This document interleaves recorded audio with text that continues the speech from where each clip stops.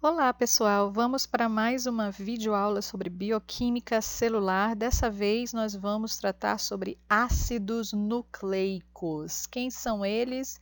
DNA e RNA, que são as moléculas que detêm as nossas informações genéticas. Vamos lá. Então, os ácidos nucleicos são as moléculas responsáveis pela herança genética de todos os seres vivos, determinam as proteínas que as células irão produzir. Isso mesmo. Tudo que a célula produz, tudo que a célula faz, o metabolismo celular é ditado pelos ácidos nucleicos. O DNA é o chefão, é ele que comanda o metabolismo. E a célula só produz se ele enviar uma molécula de RNA lá para o citoplasma, e aí essa molécula de RNA será lida, traduzida em forma de proteína, certo? É assim que funciona o nosso metabolismo celular. Ela vai compor aí os cromossomos, os ácidos nucleicos compõem os nossos cromossomos, e nós vamos ter de dois tipos, DNA e RNA. Aqui nós temos a molécula base que forma o nosso DNA e que forma o RNA também, que são os nucleotídeos. Os nucleotídeos são as menores partes dos ácidos nucleicos, do DNA e do RNA. Eles são formados por um grupo fosfato, está aqui ele, um açúcar, que é uma pentose, um açúcar aqui formando um anel com 5 pontinhas, cada pontinha dessa vai ter um carbono, aqui, aqui. E uma base nitrogenada. Daqui a pouco a gente fala um pouquinho mais sobre a base nitrogenada. Mas vocês percebam aqui todos os elementos envolvidos aqui nesse composto aqui que é o nucleotídeo. Nós vamos ter carbono, nós vamos ter hidrogênio, nós vamos ter oxigênio, fósforo. Olha o fósforo da alimentação para onde vem. Além do ATP, vem para cá, para os ácidos nucleicos, para formar os nucleotídeos. Eu vou ter também o nitrogênio. Olha o nitrogênio aqui aparecendo nas bases nitrogenadas. Por isso o ciclo do carbono, do hidrogênio e do oxigênio são super importantes. Nós precisamos desses átomos para compor as nossas moléculas que vão nos manter vivos. Aqui é um esqueminha que geralmente tem em questões de vestibular, é um esqueminha do nucleotídeo. O círculozinho representa o grupo fosfato ou ácido fosfórico. Aqui nós temos a pentose, um pentágono, que representa o açúcar do ácido nucleico. E aqui a base nitrogenada é representada por esse retângulo aqui. Então, se constar em alguma prova nossa, ou teste, ou mesmo em provas de vestibular, esse esqueminha, vocês já sabem que é do nucleotídeo, fosfato, pentose e base nitrogenada. As pentoses, existe uma diferença entre a pentose do DNA e a pentose do RNA, e essa diferença é um único átomo de oxigênio que aparece aqui na ribose e não aparece aqui na desoxirribose. A ribose é a pentose, é o açúcar do RNA, por isso RNA, ácido ribonucleico, por causa da ribose. E o DNA vai ter a desoxirribose como pentose, por isso DNA, ácido desoxirribonucleico. As bases nitrogenadas, nós vamos ter essas aqui, ó, adenina, guanina, citosina, timina e uracila. Nós temos 5 bases nitrogenadas, mas o DNA só tem 4. O RNA também só tem 4. E a quinta, como é que fica? Adenina, guanina, citosina e timina eu vou encontrar no DNA.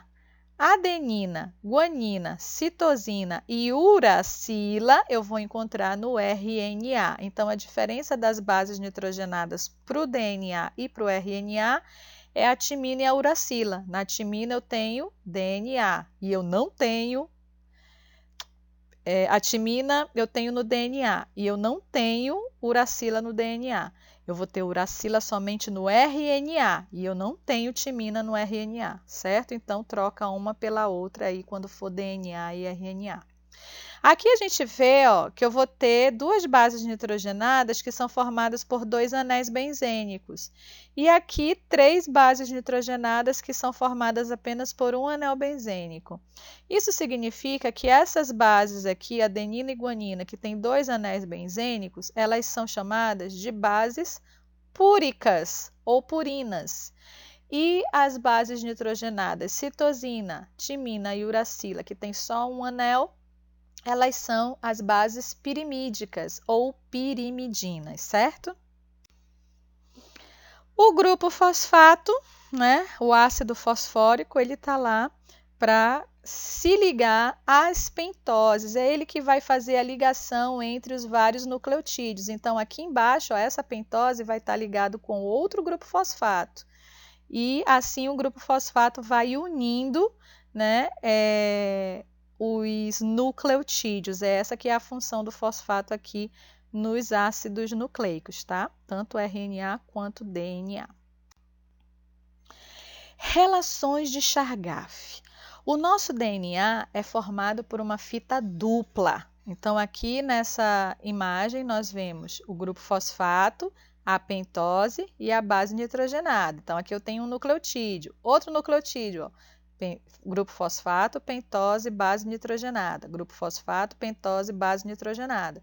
Então, percebam que os nucleotídeos estão ligados através dos grupamentos fosfatos, dos ácidos fosfóricos, certo?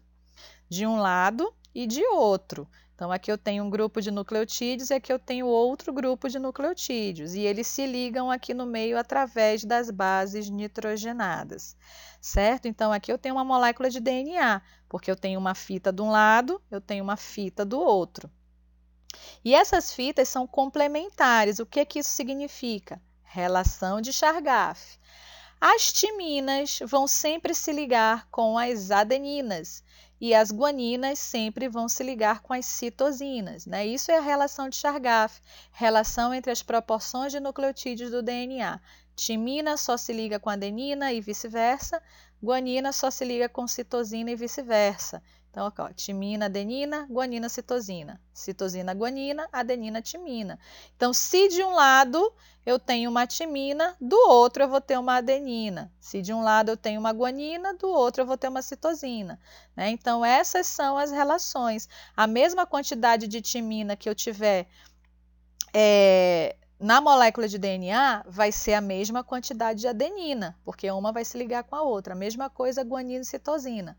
A mesma quantidade de guanina vai ser a quantidade de citosina na molécula de DNA. E se lembrem, ela é formada por uma fita dupla.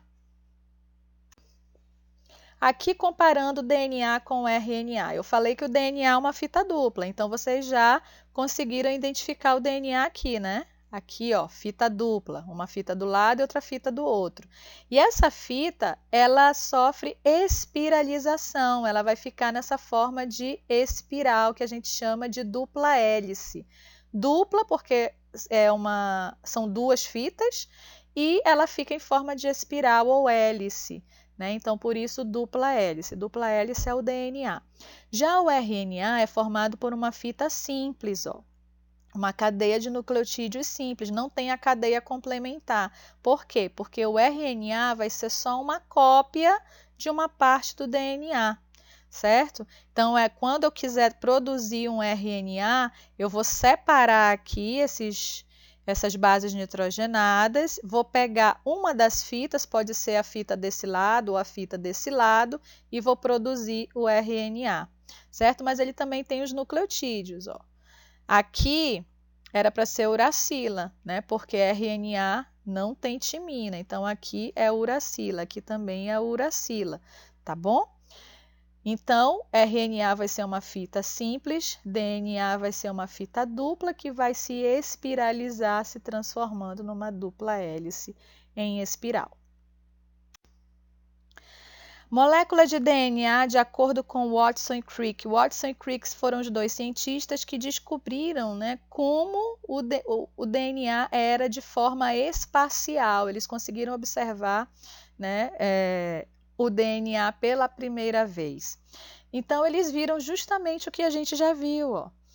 Grupos fosfatos, pentoses, as bases nitrogenadas, aqui a relação de Chargaff, né, adenina com timina, guanina com citosina, e eles também observaram mais uma coisa, que a leitura desse DNA ocorre em um único sentido, que a gente chama 5' 3'.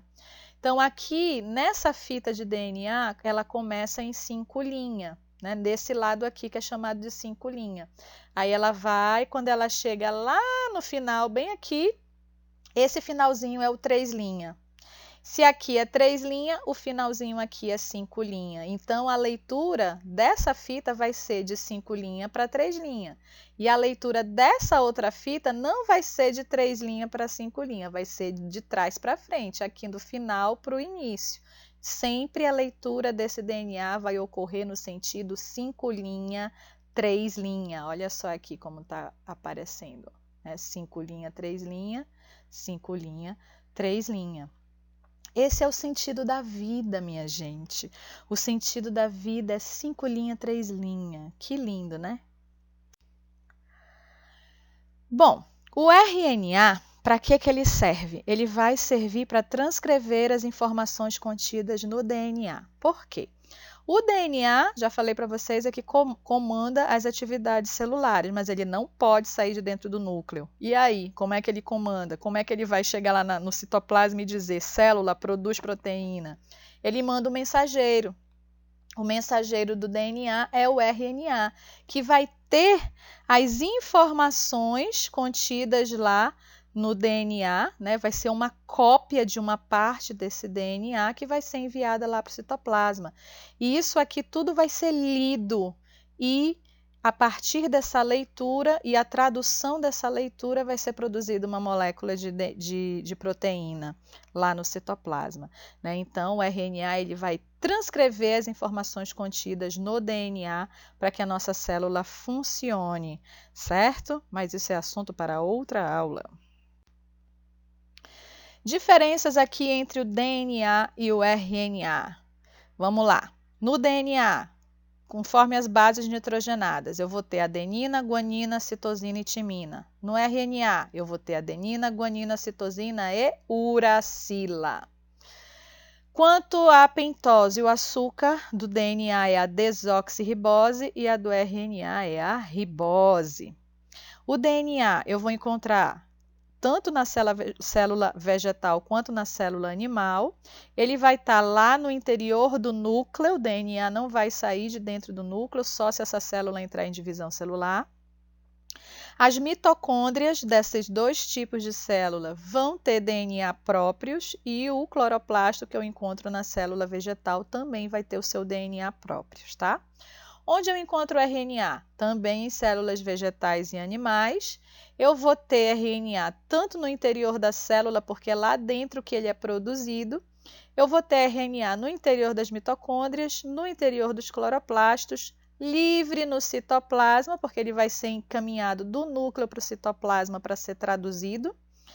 E eu vou encontrar RNA nos ribossomos. Os ribossomos são formados de RNA ribossômico, que é produzido lá no interior do nucleolo. Eu vou ter ainda o RNA transportador, né, que vai levar a mensagem do DNA para o citoplasma. E eu vou ter também outro tipo de RNA. Não, desculpa, gente, eu vou ter o RNA transportador lá no citoplasma e eu vou ter o RNA mensageiro. O RNA mensageiro que traz a mensagem lá do DNA do núcleo para o citoplasma, tá? Eu só me confundi aqui nas paradas. Mas é o mensageiro, o transportador e o ribossômico. O que o transportador faz, então, se não é transportar a mensagem que vem lá do DNA? Ele vai transportar os aminoácidos para a produção da proteína, certo? Mas isso também é outra aula. Replicação do DNA. O que é replicação? É duplicação. O meu DNA ele se duplica porque eu estou produzindo novas células a todo momento no meu corpo. Então, se eu produzo novas células, eu preciso de novas moléculas de DNA. Então, as moléculas de DNA já existentes vão se duplicar. Esse processo a gente chama de replicação. E a replicação do DNA ela é semiconservativa. O que isso significa? Aqui, ó. Cada uma das novas moléculas de DNA conserva uma das cadeias de nucleotídeos da molécula mãe e apresenta uma nova complementar àquela que lhe serviu de modelo. Pelo amor de Deus, professora, traduz isso aí. Aqui, ó, eu tenho uma molécula aqui, né, de DNA espiralizada e tudo mais. Aí eu vou querer produzir uma determinada proteína que está nesse pedaço aqui, por exemplo, nesse pedaço aqui roxinho. O que eu vou fazer? Eu não, né? A célula. Vai ter uma enzima lá no interior do núcleo chamada de DNA polimerase. A DNA polimerase, ela vai se unir aqui nessa parte onde tem a informação que eu quero e vai desespiralizar. Olha aqui, ó, amarelinha com roxinha se separou.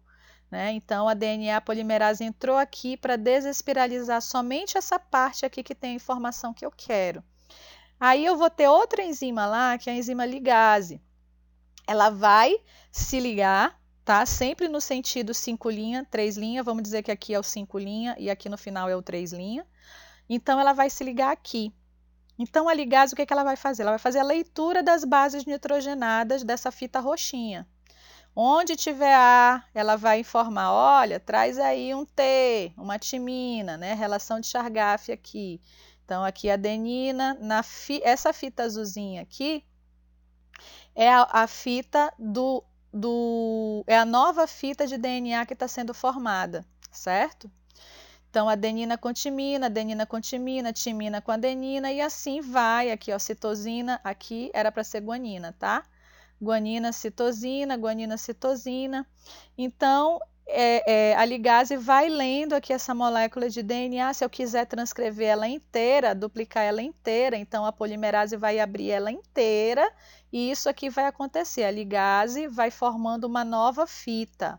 Então, isso que é semiconservativa. A fita roxinha é do DNA mãe. A fita amarelinha é do DNA mãe e a fita azul é a nova fita complementar que está sendo formada. E aí, no final, eu vou ter duas fitas de DNA completas. Uma das fitas desse novo DNA é do DNA mãe e a outra fita é a que acabou de ser produzida. Então, por isso, semiconservativa. Sempre conserva a fita do DNA mãe e produz uma nova complementar a ela, tá? Essa é a replicação do DNA. Era isso que eu tinha para falar para vocês sobre ácidos nucleicos. Até a próxima!